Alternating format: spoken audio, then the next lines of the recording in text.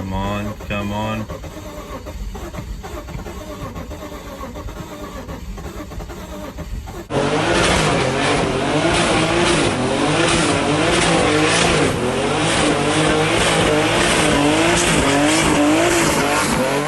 Hello YouTube. So today's a pretty exciting video. I'm finally starting the car for the first time. I'm going to go out and drive it, try to get some footage. I don't know how much will be in this video, but I know a lot of people have been waiting for this video. And just a reminder, this car has 235,000 miles on it, something like that. Stock engine, B25, and unopened, nothing done to it other than just bolt-on turbo. And it's on a junkyard clutch. I have no idea how many miles are on it.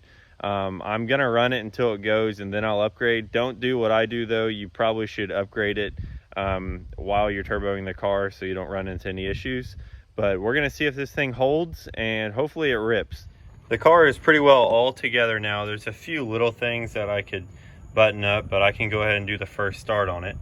So right now I am putting a flash on it that B Racing just sent me using his flasher. Once I put this tune on here, I'm gonna go ahead and try to start it and hopefully everything goes well. Okay, so the tune's on it. This is gonna be the first attempt at starting it. It is low on fuel, so there's a chance that it may not start since it's on jack stands. Yeah, it's pretty low.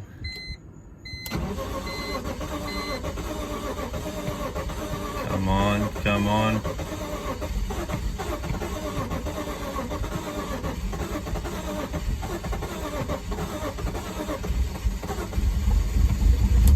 Come on, there it is. This thing hasn't ran in a while, so yeah, you can hear the coolant on the belt. This is a real beauty. Let's check under to make sure we're not leaking everywhere.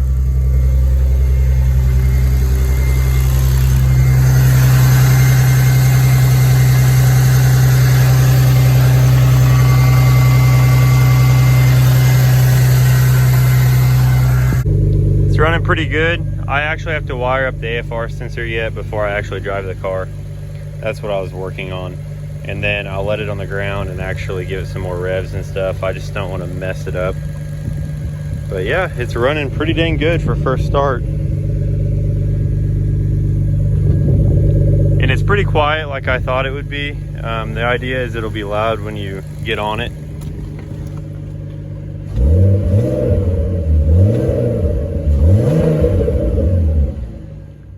So here it is, complete, finally. There's some little odds and ends that I could improve yet probably, but to the people that haven't watched the videos of this build process, that are maybe watching this video because, you know, it's the final video, it's more entertaining. This car is not in good shape at all. This is the perfect example of a 20-year-old BMW that has lived in the Rust Belt and had a terrible front end repair at one time because the paint on the hood and the bumper and the fenders is not factory. As you can tell, it failed really bad. And this car did not even have headlight trim on it last video. The bumper was sagging real bad. I bought new brackets, I got some headlight trim. So I fixed some stuff to make it kind of presentable, but that's not the point of this car. The point of this car is to, you know, surprise people, you know, a sleeper. As you can see, there's some rust bubbling there, but that's just a fender. You can replace that. The point of this car is to surprise people. I'm hoping to make 450 horsepower with it, and it looks bone stock. It's on bone stock sport suspension, and hopefully this thing rips. You guys are gonna see today, finally. It is on a base map. It has been tuned enough to drive it, and from here it will improve. The interior is pretty nice on it though. Has sport seats. I have a AFR gauge in it now, finally.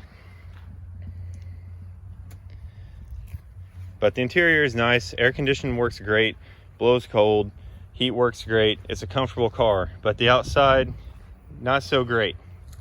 Here's the engine bay. Other than the air filter being on the wrong side of the engine, it looks pretty stock, and that's also why I went bottom mount. It's kind of OEM plus, but But over here you can kind of see the intercooler piping. I don't really care. I'm not going to go any crazier than this. I've seen people put a stock air box over the top of the intercooler piping and cut the bottom out, but I'm not going to do that.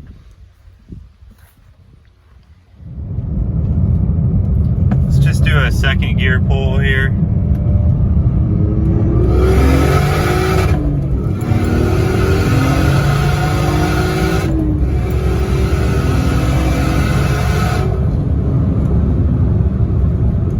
Yeah, it rips pretty good.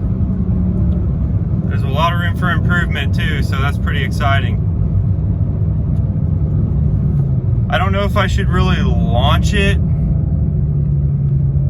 because the clutch and stuff. I'm not going to fully launch it here.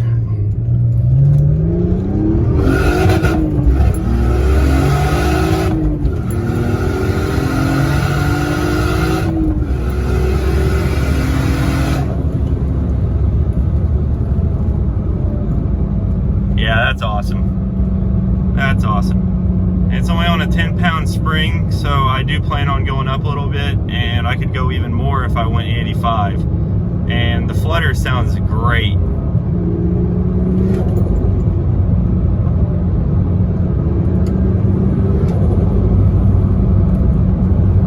I do not have a blow-off valve. I know you should run one, but I wanted to have the flutter, so it's not like it's a super expensive turbo, so if it hurts it, oh well.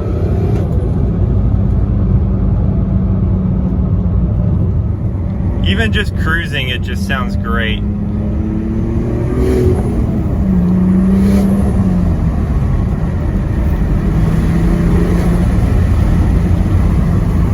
Put the window up, wind noise.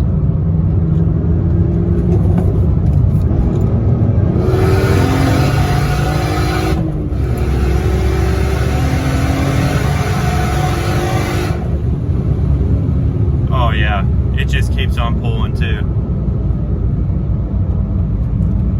I put a AEM gauge in here, just a AFR gauge.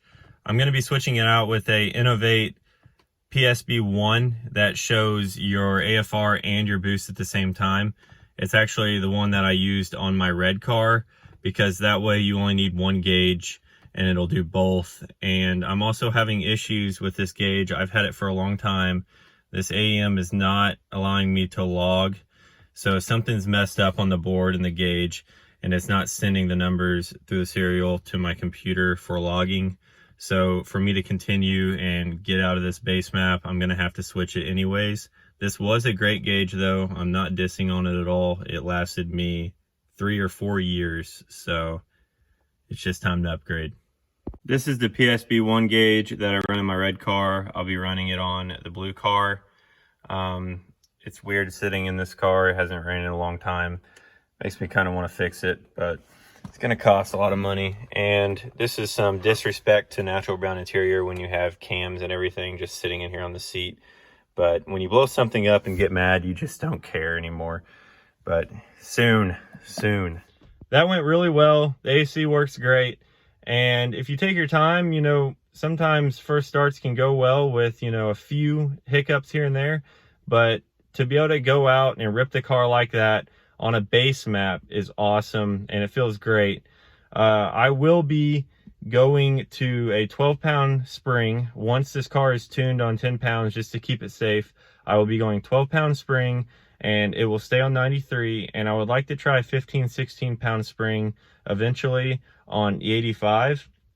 I do have a Greddy boost controller for this car. I'm not sure if I'm going to run it or not because I kind of want to pick a PSI that I like and just stick with it because I want to drive, you know, street this car, daily this car. Unlike my red car, it was kind of a mess because I was always messing with it. You know, when it works, I'm just going to keep it. So I'm going to try to keep it like this. Hopefully the engine holds. It is old, so it could go. Who knows, but time will tell. Thanks for watching, guys. I appreciate it. I got a video I'm gonna make like with my dad driving this car. This was his old work car, so he drove it every day. He has a lot of time in this car. I'm gonna make a video with him driving it and his reaction. He's been in turbo E46s before because of me, so but it was his car, so it might be cool. I'm also going to start working on my red E46. I have plans for it.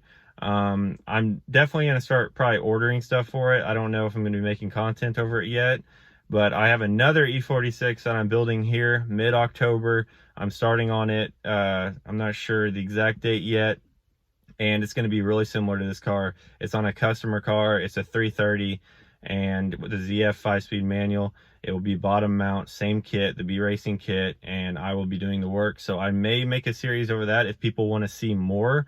It will be probably similar to this. He did order different parts here and there, so you guys could see how I do it using the parts he chose.